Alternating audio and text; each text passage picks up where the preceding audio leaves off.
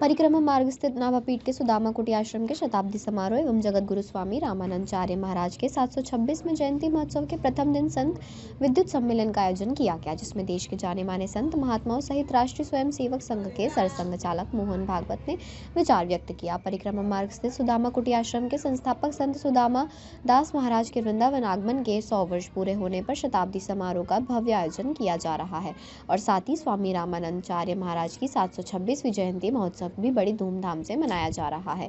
कार्यक्रम के प्रथम दिन कुंभ मेला क्षेत्र स्थित पंडाल में संत विद्युत संगोष्ठी का आयोजन किया गया। मुख्य अतिथि राष्ट्रीय स्वयं सेवक संघ के प्रमुख मोहन भागवत ने हिंदू जनमानस को एकजुट का संदेश दिया। उन्होंने कहा कि जब हम सभी एकजुट होंगे तभी हमारा राष्ट्र एक बार फिर से विश्व गुरु बन सकेगा। उन्होंने भक्ति और शक्ति पर प्रकाश डाला, कहा कि जब भक्ति का एकाग्र होती है तो हमें शक्ति स्वयं ही मिल जाएगी। उन्होंने सनातन धर्म प्रेमियों से बिना किसी भेदभाव के राष्ट्र सेवा में तत्पर रहने और राष्ट्र को मजबूत बनाने के लिए आगे आने के आह्वान किए।